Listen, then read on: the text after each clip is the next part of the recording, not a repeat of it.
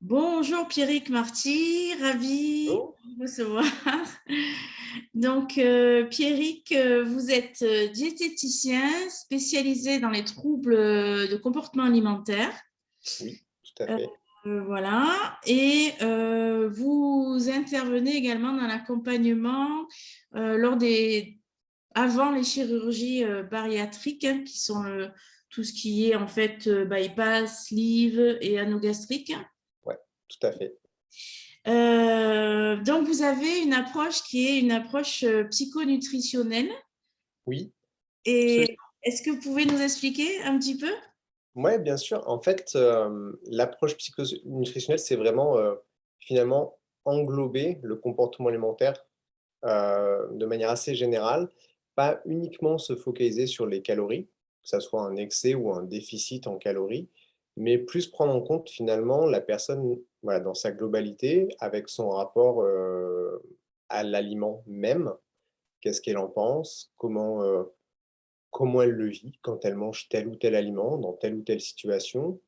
Et puis aussi toute une grosse part qui est un peu l'accueil et la gestion des émotions, parce que ça aussi, ça influence l'alimentation. C'est quelque chose de normal, hein, c'est physiologique chez tout le monde. Mhm. Mais souvent, c'est un peu mis de côté, Mhm. et ça peut amener des frustrations ou des blocages. Et du coup, c'est pour ça qu'un travail là-dessus, est vraiment super important, même si évidemment ça remplace pas, un accompagnement psychologique, au besoin. Voilà, je ne me substitue pas à un travail, psychologique. D'accord, ouais, c'est complémentaire. Ouais, tout à fait. Ok. Alors, vous savez, j'anime une communauté de parents d'adolescents et en fait, dans ce cadre-là, j'ai beaucoup de parents et de plus en plus qui m'alertent sur le fait justement que leurs adolescents ont des problèmes de malbouffe, voilà, en général, ou me parlent de boulimie, d'anorexie. Euh, qu'est-ce que vous pourriez leur conseiller sur ça? Comment doivent-ils s'y prendre? Qui doivent-ils contacter? Qu'est-ce qu'ils doivent faire? Est-ce qu'ils doivent contrôler? Est-ce qu'ils doivent leur faire un régime si c'est de la boulimie? Enfin voilà. Est-ce que vous pouvez nous aider à y voir un petit peu plus clair sur le sujet? Alors déjà, chaque trouble du comportement alimentaire, en fait, il y a des prises en charge bien spécifiques et différentes, et du coup, on va pas se positionner de la même manière face à une personne atteinte d'anorexie qu'une personne atteinte de boulimie. Heu, il faut comprendre que les troubles du comportement alimentaire sont, comment dire?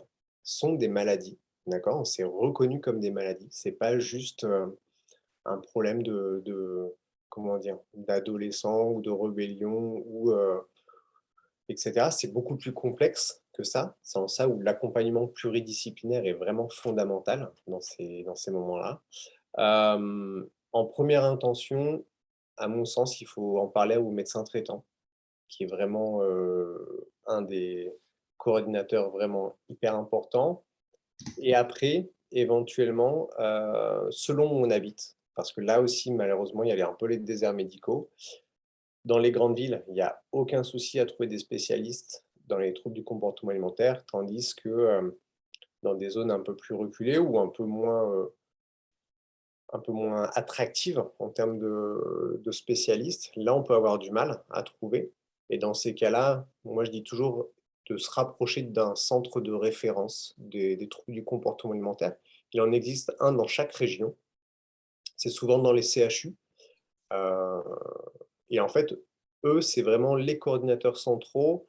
Ils ont un rayonnement donc régional et ils ont des listings hyper détaillés de tel ou tel praticien sur telle ou telle commune, tel ou tel bassin de vie en tout cas. Donc c'est vraiment important de se rapprocher d'eux. D'accord. En tout cas, ne pas rester isolé et vraiment, bon, c'est une maladie. Du coup, vraiment prendre conseil auprès d'un spécialiste et ne pas attendre de se dire que ça va passer tout seul, quoi, hein. Ouais, tout à fait. Mm. Souvent, plus on attend, plus le processus de soins et le processus de guérison est long. Faut savoir aussi que les rechutes font partie du processus de soins. Donc, si on est dans une démarche de soins, je sais pas moi, par rapport à l'anorexie, par exemple, et qu'il y a une rechute, Ça ne veut pas dire qu'on va totalement rechuter, que c'est perdu, mais ça fait partie malheureusement du process de soins. Euh, voilà. Donc c'est aussi accepter ça, hein. C'est accepter que tout n'aille pas dans une continuité perpétuelle, qu'il y ait des petits moments comme ça de fluctuation, quoi. D'accord. C'est un peu comme l'arrêt de la cigarette. On dit qu'à chaque fois qu'on rechute, on se rapproche de la victoire. Il paraît, c'est vrai. Ok. Alors, est-ce que qu'est-ce que oui, oui, oui, oui. Je voulais savoir, est-ce que faire, alors sans parler d'anorexie peut-être ou boulimie, mais un enfant ou un adolescent qui a tendance à prendre du poids, qu'est-ce que vous pourriez conseiller aux parents? Est-ce qu'il faut contrôler? Est-ce qu'il faut faire un régime? À partir de quel âge? Enfin voilà, qu'est-ce qu'on peut faire déjà avec un enfant qui a tendance peut-être à manger de trop ou préférer des sucreries ou mal manger et du coup prendre un peu de poids. Euh, alors déjà, ne pas juger une prise de poids chez son enfant pour éviter justement la stigmatisation, être vraiment dans la bienveillance, même si en tant que parent, on peut être amené à mal le vivre pour X raisons, hein, peu importe, mais voilà, être vraiment dans un accompagnement bienveillant, c'est quelque chose de super important. Et après, il faut aussi identifier finalement pourquoi l'ado prend du poids. Est-ce que ça fait partie aussi de la puberté, hein? Souvent, à la puberté, il y a des changements métaboliques qui s'opèrent. Donc, il y a une augmentation de la masse grasse, que ce soit chez les hommes, enfin chez les garçons, ou chez les filles, peu importe. Ça, c'est un processus naturel. Donc, forcément, le poids augmente et le corps change. Il y a ça. Euh, et après, ben, c'est voir comment l'ado se sent, parce qu'en plus, souvent, il y a un peu de mal-être. Donc, est-ce que on mange pour cacher un mal-être, ou est-ce que manger augmente ce mal-être? Quelle est la part de l'un ou de l'autre? Qu'est-ce qui fait qu'il mange plus? Ou voilà, il peut y avoir plein de pistes à travailler. C'est pour ça que souvent les premiers entretiens sont assez longs, ils durent 1 heure, c'est justement pour essayer de détailler un peu toutes les pistes. Mais la bienveillance fait beaucoup. Mmh. La Ouais. bienveillance et le soutien sont vraiment super importants dans ces moments-là. Ouais. Ah ouais, mais c'est fou parce que c'est vrai que parfois le plus souvent c'est des mamans que j'ai au téléphone et dans ces cas-là, parfois j'ai entendu des choses qui m'ont vraiment choquée, mais après quand on est parent, on fait comme on peut, mais des mamans me dire, ben, ma fille prend du poids et mon mari l'accepte pas, c'est insupportable pour lui, il supporte pas les gros. Donc j'imagine le poids en fait que doit avoir ben, cette petite fille ou cet enfant ou cette adolescente, donc, même si ça se dit pas, mais ça se ressent du Bien coup. sûr. Ouais, ouais, c'est sûr que c'est pas simple. Et c'est en ça où travailler voilà, sur les émotions Mm, permet justement aussi de sortir un peu ça et d'apprendre aussi à se positionner par rapport aux pensées des autres, par rapport au regard des autres également. mm, Pour essayer de mieux s'affirmer, essayer de mieux vivre aussi son poids. Parfois aussi, il y a des médicaments, hein, qui font qu'on prend du poids. Il y a aussi des facteurs environnementaux, ça malheureusement on n'y peut rien, mm. qui font qu'on prend du poids. C'est aussi, travailler ça, comprendre ça, faire comprendre aussi à nos proches, enfin, que s'il y a une prise de poids, c'est pas forcément juste, une question que j'entends souvent de manque de volonté. Même si moi c'est un peu une phrase qui qui m'irrite, mais voilà, c'est bien au-delà de ça, quoi. Ah oui, si c'était si simple. Alors, Exactement. justement, manque de volonté, ça me fait penser à régime automatiquement, hein. Personnellement, j'ai fait plein de régimes depuis que je suis jeune, très jeune, et avec des régimes très contraignants que je me suis mis moi-même, en fait. Et du coup, j'ai vraiment cette impression que mon corps a enregistré et que c'est de plus en plus difficile, en fait, de perdre du poids. Euh, Est-ce que c'est une idée fausse ou est-ce que ça s'explique? Qu'est-ce que vous en pensez? Alors, à mon sens, c'est pas une idée fausse. Déjà, il faut savoir que c'est en 2001 ou 2011, je sais plus, qu'il y a eu un rapport de l'ANSES, une étude scientifique qui montrait que 95 des régimes échouent. Donc c'est un fait scientifique, on sait que les régimes échouent. En fait, ce rapport disait que dans le 95 les gens qui avaient perdu du poids au bout de 2 ans retrouvaient leur poids initial, voire gagner un petit bonus en général. Oui. Mm. Ce qu'on appelle l'effet yo-yo. Mm. Et donc voilà, c'est un fait, c'est scientifiquement établi, hein, que ça ne fonctionne pas et ça s'explique par plusieurs raisons. Déjà, il y a une part de génétique, il y a une part effectivement d'adaptation métabolique. En fait, si vous voulez, quand on restreint le corps en termes de quantité ou en termes de variété d'aliments, entre guillemets, il se défend un peu, hein, ça c'est très schématique, mais en fait, il va toujours se défendre pour retrouver son poids initial ou en tout cas son poids d'équilibre. Mm. Pas tous faits pour être dans un IMC, dit, Mm. normal, point de vue médical. Et du coup, il y a des gens qui ont plus de facilité à prendre du poids que d'autres. Ça aussi, c'est un fait, hein, faut le Mm. comprendre.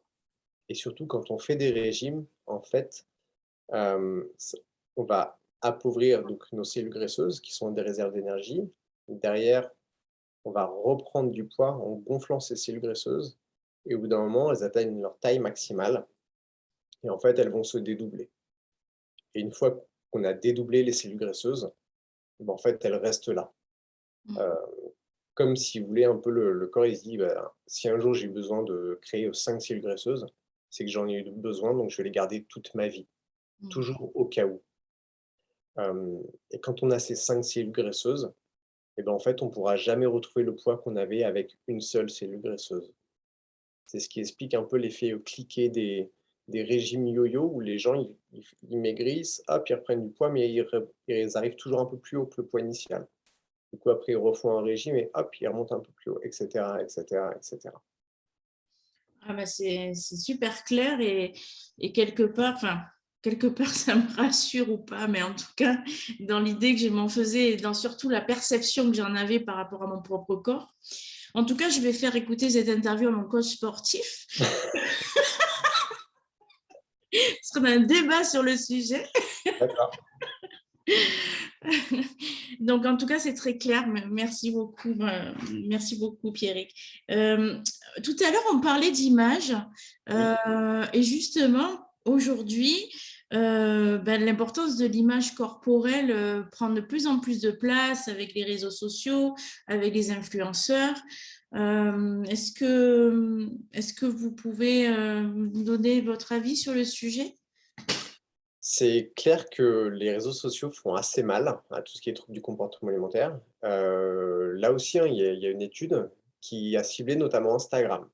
Comme quoi, c'est vraiment l'application, le réseau social, qui génère le plus de troubles du comportement alimentaire. Alors, à l'époque, il n'y avait pas encore TikTok, Oui. il n'y avait pas Snapchat quand l'étude, est sortie. Mm. Mais le problème d'Instagram, c'est qu'effectivement, comme vous dites, hein, il y a les influenceurs, ils sont payés par des marques, souvent de compléments alimentaires ou et Mm. cetera, pour faire la pub de leurs produits et la part de filtres Instagram pour, gommer un peu la cellulite ou, de petits coups de Photoshop, pour retoucher un peu le nez, la poitrine, le bras, la pose et cetera. Finalement, en fait, on enlève tout le naturel et du coup, les jeunes ou les gens qui vont souvent sur Instagram peuvent s'identifier au bout d'un moment à tous ces influenceurs ou toutes ces personnes qui retouchent les photos Et après, quand on se compare, on se dit: «Ah mince, moi j'ai un peu de cellulite, j'ai un peu, je sais pas, ce corps-là, j'ai un petit bouton, qui pousse, alors qu'elle, elle l'a pas» et cetera.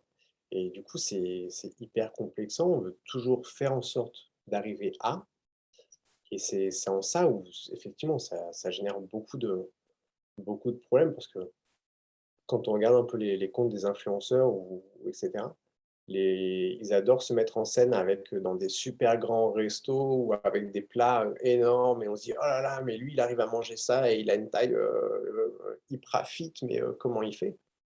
Et en fait, Instagram, c'est un instant T de nos vies.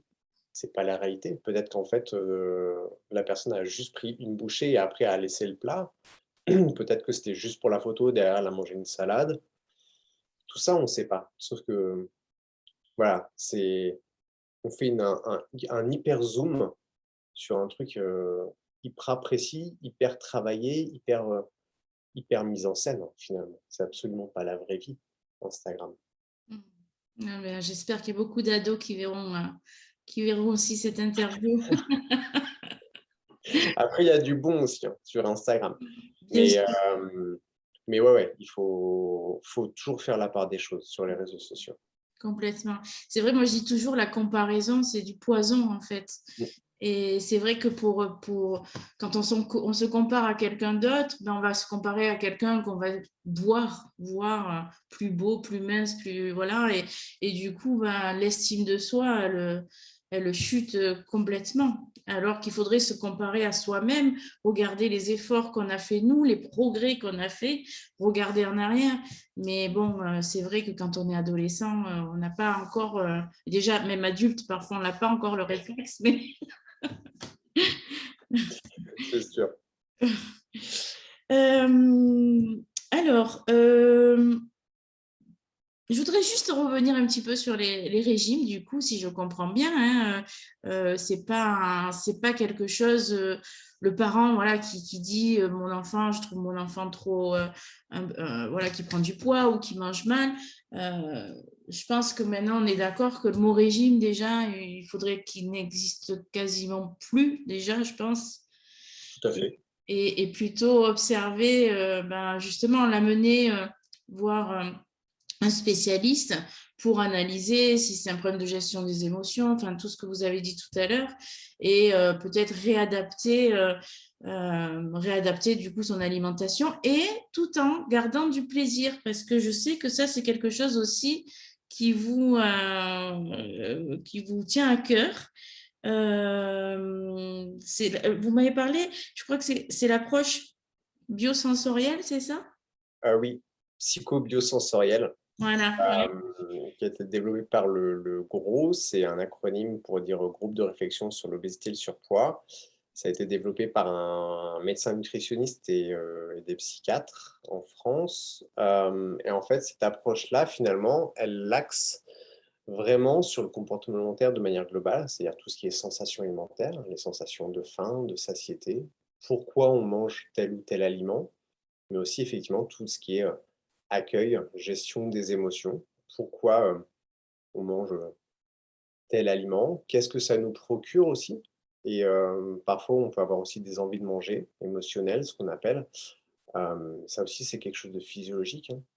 Des trucs tout bêtes, mais c'est pour ça que souvent on a tendance à manger un peu plus quand on est au cinéma ou en famille ou entre amis. C'est que en fait ça permet d'amplifier ce bon moment, Mm. et à l'inverse, quand on a des émotions désagréables, un stress, une contrariété, Mm. ce genre de choses. On peut être amené à manger, pardon, pour finalement abaisser un peu cette tension. Ça, Mm. c'est un processus, avec dans le cerveau, avec des neuromédiateurs, et c'est physiologique, hein, c'est chez tout le monde, hommes, femmes, jeunes, plus jeunes, problème de poids ou non, peu importe. Mais c'est accepter, en fait, ces envies de manger, et c'est pas aussi simple à dire qu'à faire. Parce que parfois, quand on a une émotion un peu désagréable, un stress ou une contrariété de sa journée, on va se dire: «Ah ben, tiens, j'ai envie de manger, je sais pas moi, un produit sucré ou du chocolat». Sauf que si on pense du mal du chocolat en question, on va pas arriver à se réconforter totalement, et du coup, avant de faire ça, il y a tout un travail sur le rapport qu'on a, au chocolat. pourquoi on pense que c'est mal, euh, qu'est-ce qu'on en attend, au point de vue gustatif, au point de vue sensoriel, puis aussi au point de vue émotionnel. Et du coup, voilà, c'est vraiment une approche qui englobe ça et la partie un peu image corporelle. Et du coup, voilà, c'est vraiment ces trois axes qui sont un peu interconnectés pour donner une approche un peu plus intuitive de l'alimentation et un peu plus respectueuse et bienveillante envers soi-même en tout cas. D'accord, ah, c'est intéressant. Donc, ça veut dire que si en fait, on fait un travail pour justement, finalement, ne pas culpabiliser quand on va manger un carreau de chocolat, bon, bien sûr, pas une tablette, mais si on se réconforte, c'est un peu l'alimentation réconfort en fait, quand on va pas bien, ou alors au contraire, on va super bien et Mmh. c'est les deux extrêmes, si je comprends bien. Et si on ne culpabilise pas et on se dit, ben oui, ben je fais l'acte de manger un carreau, mais je l'apprécie, le manger peut-être en conscience aussi, bien savourer, faire marcher un peu tous nos sens en même temps et ne pas, en fait, engloutir la nourriture, ça va avoir moins d'effet sur la prise de poids. Alors sur la prise de poids, de manière potentiellement indirecte, oui, mais c'est surtout qu'en fait, quand on va accepter de manger, on va rester sur le chocolat, on va pas avoir de culpabilité derrière. Et parfois la culpabilité fait qu'on peut être amené à manger un peu plus Mm. pour cacher cette culpabilité. Et en fait, c'est là où il y a un petit peu un cercle vicieux qui s'installe. Et en fait, souvent on constate que quand on accepte de manger tel ou tel aliment, qu'on n'a pas de pensée, négative envers cet aliment, et ben, les prises alimentaires de cet aliment-là vont s'espacer. Parce qu'il y aura plus de côté interdit. On va savoir finalement, qu'on y a accès de manière, enfin, de manière pleine et bienveillante.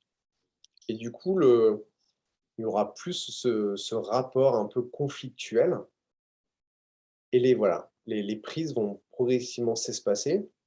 Du coup, ça va devenir moins problématique. Après, parfois ça joue sur le poids, mais c'est pas le but premier. Le but premier, c'est vraiment de retrouver un rapport apaisé, avec l'alimentation. D'accord, très bien. Bon, c'est intéressant. Et alors, qu'est-ce que vous donneriez finalement comme conseil ou piste aux parents qui nous regardent? Hem, Déjà d'être bienveillant envers Mhm. ses enfants. Hem, ne pas, ne pas juger s'il y a une prise ou une perte de poids, parce que parfois ça peut renforcer justement cette cognition, ce réflexe de dire: «Ah bah là j'ai perdu du poids donc on m'a dit que c'était bien donc il faut que je perde» et à l'inverse, si j'ai pris du poids, c'est pas bien donc il faut que je perde. Voilà, donc finalement ne pas commenter une variation pondérale. Hem Et après, il faut aussi comprendre que pour faire l'équilibre alimentaire, il faut un petit peu de tout, même des aliments, un peu plus gras, un peu plus sucrés, c'est absolument pas gênant. Voilà, du moment, comme je vous ai dit, hein, qu'on a un rapport un peu plus apaisé avec l'alimentation, finalement, on arrive à avoir une alimentation assez variée et diversifiée et non pas centrée sur, tel ou tel aliment, qui peut être problématique. Très bien. Ben, merci beaucoup. Je vous en prie. Et Pierrick, où est-ce qu'on peut vous retrouver? Alors, je sais que vous habitez, je crois, près d'Annecy, me semble. Ouais, tout à fait, ouais. J'exerce à Annecy. Après, on peut me retrouver sur les réseaux sociaux, sur, Facebook, Instagram, LinkedIn. Voilà, c'est les réseaux principaux où je suis, en tout cas. Très bien, mais je mettrai les liens sous la vidéo. En tout cas, Merci. merci beaucoup, c'était très, très intéressant. Merci à vous pour l'invitation. Merci Pierrick.